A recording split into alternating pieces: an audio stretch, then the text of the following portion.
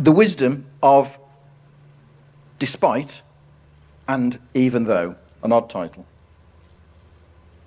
I don't know if you've ever heard people say, or seen on social media, when people say, they're winning at life. I'm winning at life. Everything's fantastic.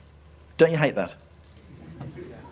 Or you might love it. You might be winning at life this morning. You might be thinking, everything is going absolutely according to plan. I'm winning at life. I hate that. So I'm going to look today, briefly, at how to win at life, using biblical wisdom. And I'm going to look at the whole issue, subject of wisdom in three parts. The instruction, the exception, and the example. Now, wisdom is quite a big topic in the Bible, so to get through it briefly is quite a challenge. I don't know why I do these things, but here we go.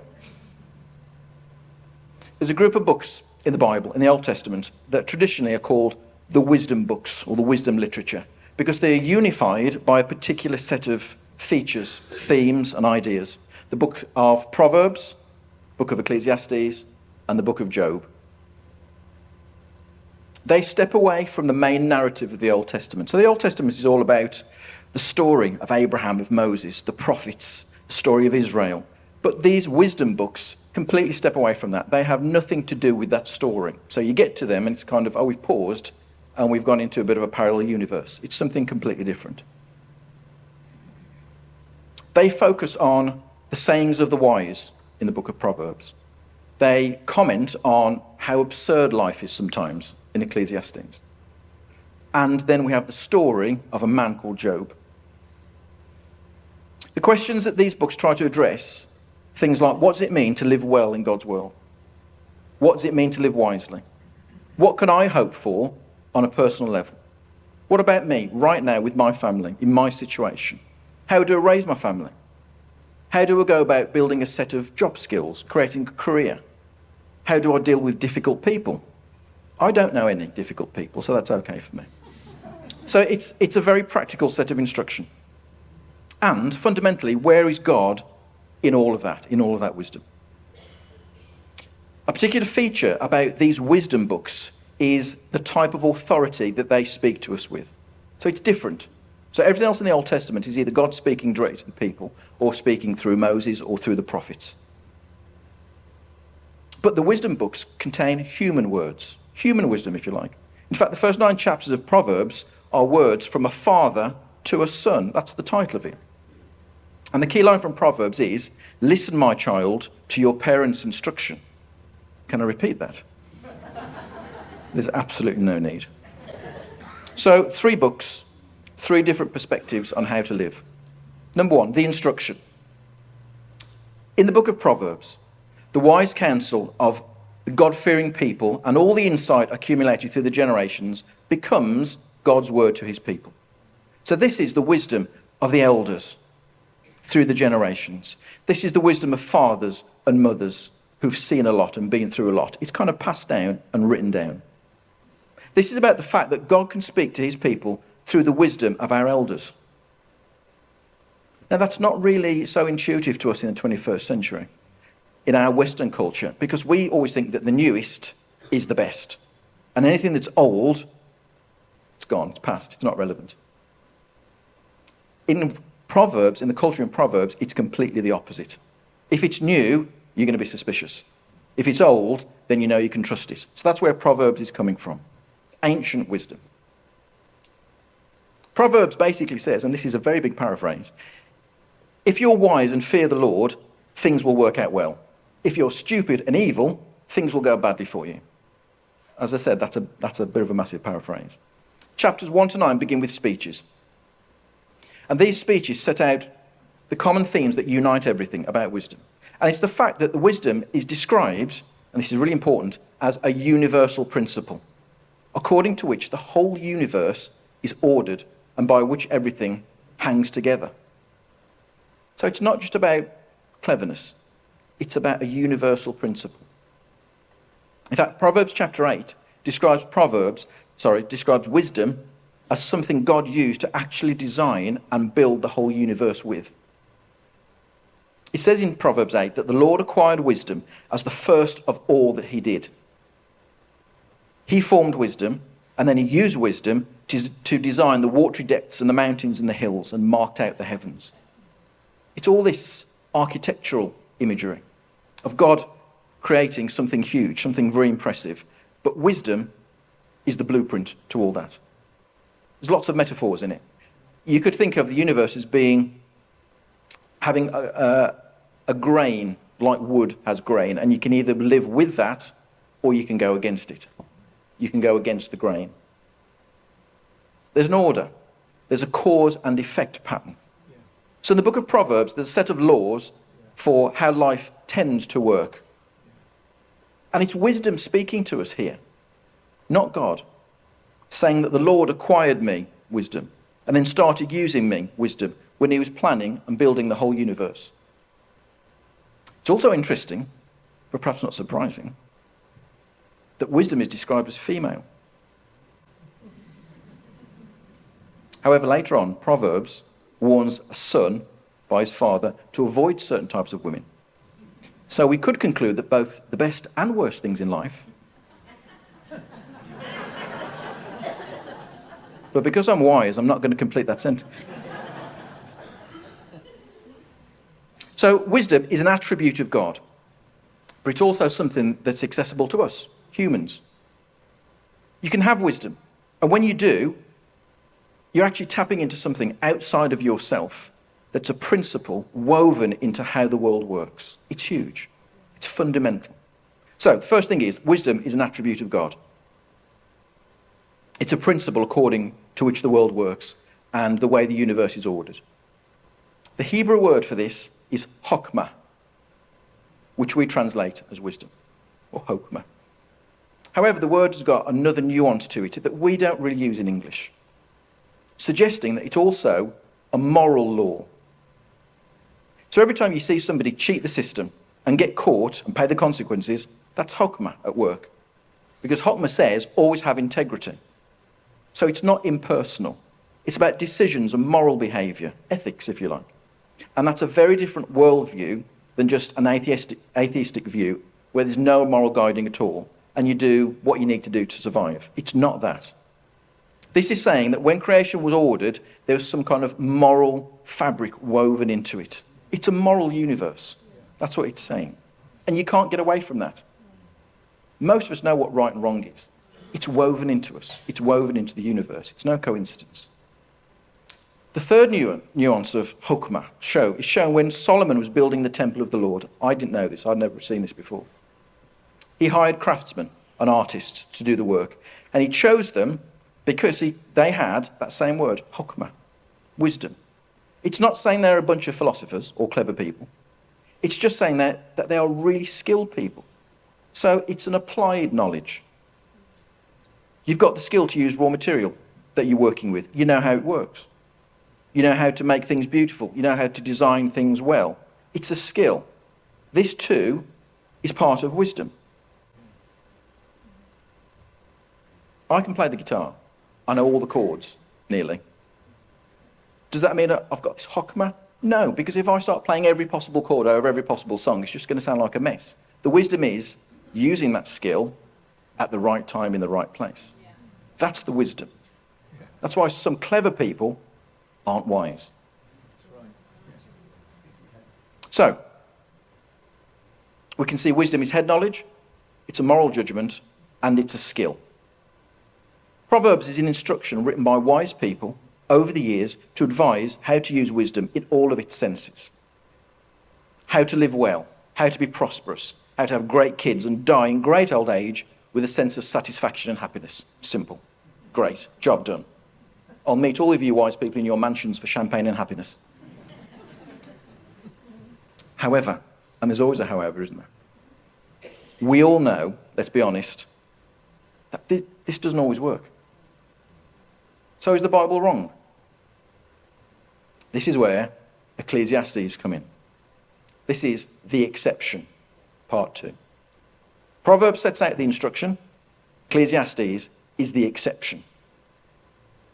If Proverbs is the equivalent of a young person, all enthusiasm, think they know everything, life is simple, then Ecclesiastes is the older, more cynical, sarcastic person who tries to pop your balloon all the time. Do you know that kind of person? Yeah, tried that, didn't work. Been there, done that, yeah. We know them, don't we? I think I'm one of those people. I'm in the cynical phase. In fact, the introductory line to this book in the NIV translation is, we all probably know it, meaningless, meaningless. Everything is meaningless. Yeah, that's a jolly thought, isn't it? Other translations use the word vanity. That's not the same as we use the word vanity today. It means something different. However, the original Hebrew word is hevel, Hevel, which is translated a wisp of smoke or vapor. Translation of meaningless isn't meant to mean pointless. It's not saying life is pointless. It's just saying sometimes we can't work out the meaning of it. What on earth does this mean? Hevel is a really useful word, that wisp of smoke type idea. It gives it a multi-level meaning. In one sense, it points to life like being like smoke, in that it lasts a short time, then it goes. On the other hand, it points to life being like smoke, in that you can see it, you know it's something real, but you can't grasp it. You can't really do a lot with it. It's just kind of there, and you know it's there, but can you do anything with smoke? Not really. It's like an enigma, a paradox. In some place in the Bible, the same word is used to describe the worship of idols. You can see them, they're real, but praying to them is hevel, meaningless, because there's no substance to them. So you can pray to the idols as much as you want to, but it's meaningless, pointless, because there's no substance. There are two people involved in the writing of Ecclesiastes. There's an author and there's a teacher. The author has a single sentence at the start to introduce the book, to introduce the teacher. Then he writes a short conclusion at the end with a warning, which we'll come on to right at the end. The teacher has spent his life in one big experiment, trying to find meaning, trying to find purpose, trying to find direction. He's a king, it says. We don't know which king it is. There's lots of debate about this. It doesn't matter. He's a king. And in some ways, when I was reading this and looking at this, I thought of our late Queen.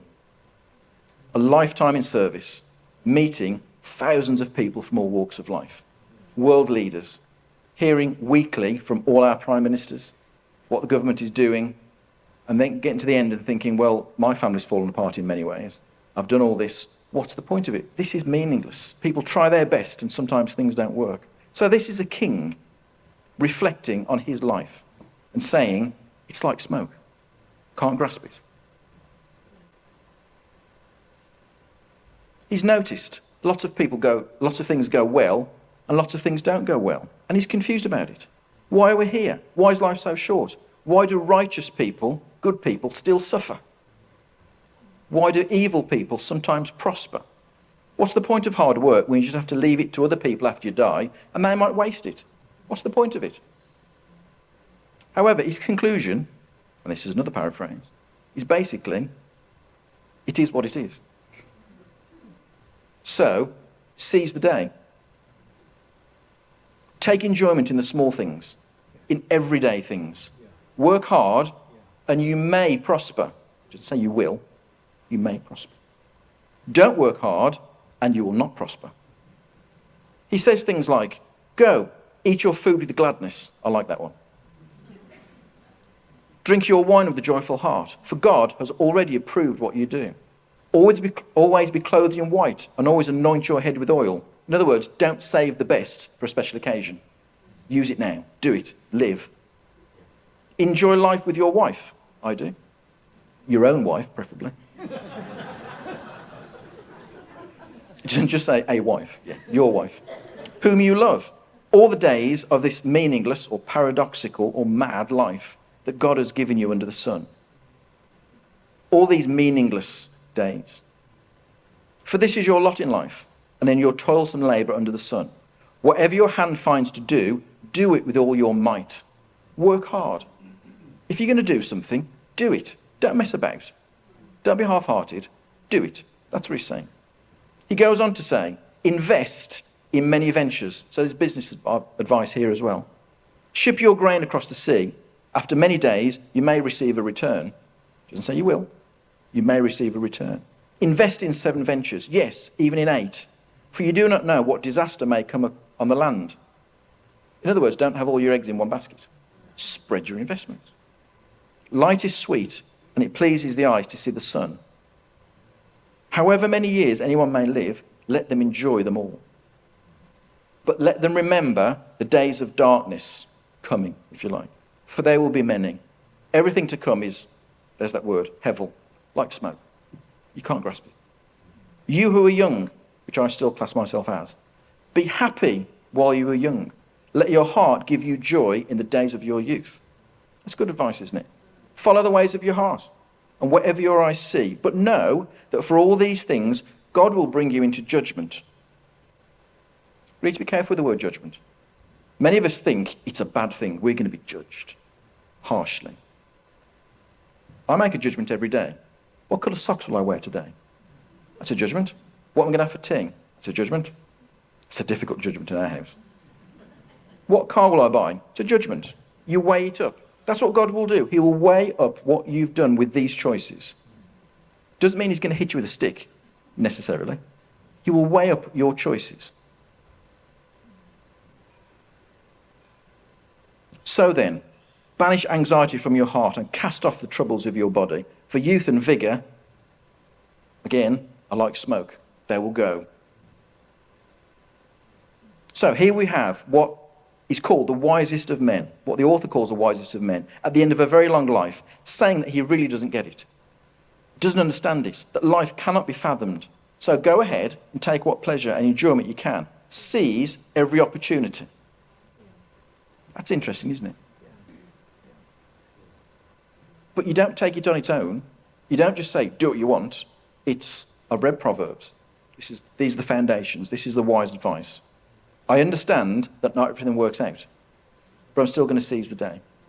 I'm going to be wise in my choices, invest my time in lots of ventures, lots of good things, and then let's see what happens. This brings us to the final part, the example. So I've had the instruction, Proverbs, the exception, or the exceptions, the book of Ecclesiastes, and the example, the book of Job. This is a hard book. Have you ever read it? Hard, confusing, disturbing story of a man who was blameless. God said he was blameless. And yet he lost everything. Apart from his own life, he lost everything. And then he had it restored again. So that's fine, isn't it? It's odd. This book has been designed to stimulate your mind, to get you thinking. It raises huge questions about God's character, let's be honest, and the meaning of human suffering. At the start of the book, we're transported to God's divine command center, like a heavenly throne room. We're told in Job 1:6 that God's subservient divine beings, that they call the sons of God, report for duty, as they always seem to do. And that one of those divine beings standing among them is called the Satan. This word here is not a proper name like our modern translations show with a capital letter. The Hebrew word Satan is a descriptive noun, describes a name, describing any person that stands opposed to something or as an adversary. For example, King Solomon faced multiple invading enemies near the end of his reign. And these men in Hebrew are called a Satan. That is, an adversary, an enemy. King David himself is called a Satan by the Philistines. He was their enemy, adversary. The word Satan can be used to describe the prosecution in a court, one that stands against somebody else. Even the angel of the Lord is described as a Satan who opposes Balaam in Numbers 22. This means that the Satan that appears in the book of Job is not necessarily the same character that we know from the New Testament. We call the devil. Not necessarily the same character. Who knows? But when God presents Job as an example of human virtue and piety, almost not perfect, but a good man, the Satan raises the possibility that Job's good behavior could be explained in a very different way. Isn't it possible that Job's virtuous behaviour is motivated by selfishness? If Job knows that good behaviour brings divine blessing and abundance, then he could have all kinds of reasons for being good. If I'm going to get blessed for being good, I'm going to be good. It's not because I love God, it's because I'm going to reap the rewards. If that were the case, then Job's goodness isn't really that good. And, even more importantly, it calls into question God's basic policy of rewarding those who honour and follow him. It's a tough book. There's a Hebrew scholar, John Walton, he puts it this way. This accusation from the Satan gives the book an interesting twist. For while we might be inclined, along with Job and his friends, to spend some time asking why righteous people suffer, why do bad things happen to good people, we would say, the Satan turns the question upside down and asks, why should they prosper? So to paraphrase the whole story, God allows Job to lose everything. His family dead, prosperity gone, good health gone. It's truly awful for him. Truly awful. He does what many of us do when we're in trouble. He goes to talk to his friends. His friends aren't necessarily that helpful. They think they're being helpful. And their whole argument, the friends, is that God is just and God is good. By which they mean that God has ordered the moral universe to run by something called the retribution principle. In other words, good deeds are rewarded. Evil deeds are punished. The retribution principle. On this account, Job's suffering, therefore, must be the result of some kind of evil for which he's being punished. That's the retribution principle. If you're good, you're rewarded. If you're bad, you're punished. Job's being punished, therefore you must be bad. Problem is, Job says, I've done nothing wrong. I've done nothing to deserve this. And we, the reader, know that he's right, because the author said so in chapter 1. And God said he was innocent as well in chapter 2.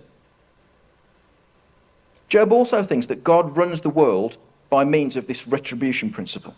So he believes the same thing as well, which leads him to the brink of a dreadful conclusion. Maybe God is not just or good, or even worse, maybe God is incompetent at running the universe. Perhaps God is just really bad at doing this because it doesn't fit within these rules that everybody knows are true. So Job and his friends run round and round on this hamster wheel of this dialogue for 24 chapters. You get any friends like that? For goodness sake, stop talking. You know, I've got no friends like that. But they just keep going round and round in circles, never coming to any resolution or conclusion over this debate. And that opens up the possibility that they're all wrong. Perhaps God is just and good, and Job is innocent.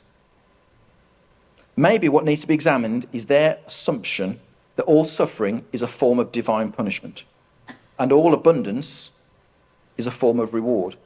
Perhaps those aren't the rules after all. And I think this is tricky for us, because I think most of us deep down kind of go with that retribution principle. If I'm good, good things will happen. If I'm bad, I'll get punished. But we can see through these wisdom books, and you know, it doesn't work. Not every time. So Job does the right thing at the end and goes directly to God, which perhaps should have been the first thing that he did. Do we do that? Do we go directly to God? Or do we ask everybody we know first? So he asks God. Actually, he doesn't ask him. He kind of wrestles with God. It's not just simple, please give me the answer. It's a real debate. It's an argument. He really wrestles with this and these difficult questions. God's answer to Job does not explain why good people suffer. That's a pain, isn't it? Doesn't explain it. Because the cosmos, the universe, creation, is not designed to prevent good people from suffering. Let that sink in. Job questioned God's design. God responded by saying that you, Job, have insufficient knowledge to question me. Job questioned God's justice, and God responded that Job needs to trust him, and that he should not arrogantly think that God can be domesticated to conform to Job's perceptions of how the cosmos should run. Know your place. That's really difficult to hear, isn't it, in the 21st century? That's what God's saying. Who do you think you are? You just don't know. You don't get it. You don't understand. You don't have the knowledge. God asks for trust, not understanding. That's really tricky as well. But when I read that, that's not me writing that, that really hit me. God asks for trust, not understanding. And he says that the cosmos is founded on his wisdom, not his justice. That's a tricky one as well. It's quite a thought. God asks for trust, not understanding. I struggle with that. If I hear a problem, somebody comes to me with a problem, I try and work it out. Well, it's clear this has happened because this, this, and this. So therefore you can fix it by doing that and that and that. I think it's a man thing. And God says, no. Because sometimes things that go wrong, you can't understand them. And he asks you to trust him, not understand what's going on. That's tough. And then that the universe is founded on wisdom, not justice. We all want justice, don't we? They've done wrong, so therefore this should happen to them. And God says, no, because the founding principle of the universe, I didn't build it on justice, I built it on wisdom. And his wisdom is a lot more comprehensive than our wisdom. It's tough. Conclusion. What's the conclusion? I call this talk this morning the wisdom of despite and even though. So this is my conclusion. We should, and I urge you to, read, digest, try and follow what's in Proverbs. It's brilliant. You may need some kind of commentary or concordance or something on YouTube to explain some of the imagery, and I'd encourage you to do that. But it's full of wisdom. It's excellent. The trouble is, some of us only read Proverbs without reading the difficult books that follow. They're a wise and sensible blueprint for living. However, they are a shadow of God's total wisdom. They are man's attempt at being wise, so therefore they are not infallible and they're not perfect. They're a glimpse of it. They're a part of it, but they don't give us the whole picture. The teacher in Ecclesiastes found that. He knew that because he had lived a long life and he'd seen it. He himself had tried to live by the Proverbs and seen other people try to do the same. And it hadn't quite worked. So the teacher found that. You know that, don't we?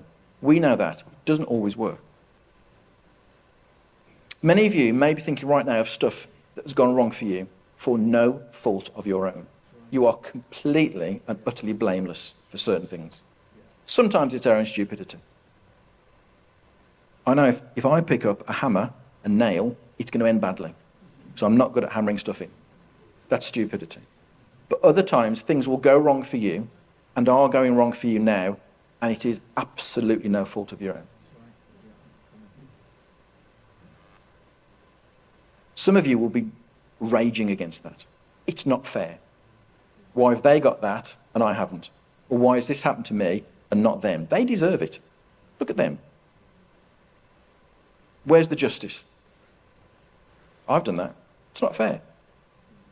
You rage against it. Human pain and human suffering does not always happen as a clear consequence of anyone's sin. There may be a reason. There may be a reason, but there may not be. God himself said about Job that his suffering was not warranted or deserved for any reason. And yet God still allowed him to go through this. Does God operate the universe according to the principle of divine retribution? The answer is no. Sometimes terrible things happen for no reason. No reason discernible to any human, anyway. God knows, we don't. The point is that the world is very good, but it's not perfect. And it's not always safe. In the book of Job, God points out these two incredible creatures. It sounds like dinosaurs or a huge sea creature. We don't know what it is. But God says they are good, and he loves these creatures. But they're also really dangerous. So God's created something that if you get too close to it will bite your arm off. And yet God says it's still good, and he created them. That doesn't really fit with our nice, neat boxes of thinking about God sometimes, does it? That God always wants nice things for us. So back to the big question. Why is there suffering in the world? God doesn't explain why, which is really frustrating. He doesn't. He says that we live in an incredibly complex, amazing world that at this point, at this stage at least, is not designed to prevent suffering. It's not built in. That's God's response. Job challenged God's justice, and God responded that Job doesn't have sufficient knowledge about our universe to make such a claim. Job demanded a full explanation from God, and what God asks us is for trust in his wisdom and in his character. So what does Job do? He responds with humility and repentance after everything's been taken away. He stops raging, he stops questioning, and says sorry. He apologizes for accusing God of injustice and acknowledges that he's overstepped his bounds. Even though Job drew hasty and incorrect conclusions, God still approved of Job's wrestling. So God says, this is good. What are you doing? These questions that you're asking, it's a good way to do it. God doesn't slap him down and say you shouldn't ask these questions. He said, ask away, but be ready for difficult answers. God approves of how Job approached him with honesty and with his emotions. I think sometimes some of us need to get our emotions in check before we approach God. We need to stop being upset or angry. God doesn't say that. He said, come to me with your emotion, with your anger, with your frustration. Come to me honestly. Are you feeling really wound up? Are you raging against something? Well, come to that. Come to me with that. Don't deal with it first. Come to me with that. God says that the right way to process these struggles that we all go through or are going through is through the struggle of prayer, through the wrestling of prayer. The conclusion from Ecclesiastes sums this up beautifully, I think. Let me paraphrase it in modern language. First of all, the author says that wisdom is like a sharp stick with nails in it that the shepherd uses to prod the sheep in the right direction. What a great picture. It's sharp and often painful. He then warns against adding anything else to these words, and that continued thinking and study wearies the body. Don't overthink it. Don't keep trying to get to the bottom of what's going on, because it says very clearly, you won't. It doesn't say switch your brain off. It says don't overthink it. Finally, now all has been heard, here's the conclusion of the matter. Fear God and keep his commandments. For this is the duty of all mankind. That's the conclusion at the end of Ecclesiastes. All these rules, I followed them all, doesn't always work. Why do bad things happen to good people? Fear God and keep his commandments. That was his conclusion. So, even though life is sometimes impossibly hard, and let's face it, for some of us in our congregation, right now, it's impossibly hard. For some of us, it's confusing or unfathomable, or it feels like smoke. It says, pursue wisdom, which is an attribute of God, despite your personal circumstances, your desire for justice, your longing for relief, your longing for answers. What's it saying? Fear God and keep his commandments. For this is the duty of all mankind. I feel like in a way we're talking about Jesus and his teachings about anxiety and worry. Jesus had a level of trust in the Father when he just didn't seem to care about what happened tomorrow. It wouldn't affect his view of the Father's character. So he recommends a life, not of carelessness, but a carefree type of existence. And Jesus demonstrated that all through his life. He trusted in the Father's character. Did he understand what was going on? I don't know. But he trusted in the Father's character. To finish, I'm going to read the words of a song. I'm going to read them in a moment as a prayer. The words to this song have spoken to me a lot recently. I don't normally do song lyrics. But the words to this song have spoken to me a lot. And I think they tie up with what we've been talking about. So as I read them in a moment, we're going to bow our heads. And I want you to bring things to God that you are wrestling with. Why is this happening to me? Bring the unfair things that have happened or are happening. Bring these anxieties. Bring it. God says, bring it. Wrestle with me. There's absolutely no guarantee he will give you the answer. This is why it's happening. He will say, trust me. He'll say, trust my character. He'll say, you may never know why. Not this side of eternity anyway. But he says, trust me. Shall we bow our heads? I love you, Lord, for your mercy never fails me. All my days, I've been held in your hands. From the moment that I wake up until I lay my head, I will sing of the goodness of God. I'm wondering, can we honestly say those words to ourselves right now? All my life you have been faithful. All my life you have been so good. With every breath that I am able, I will sing of the goodness of God. I find that really difficult. Can we say it? I love your voice. You have led me through the fire.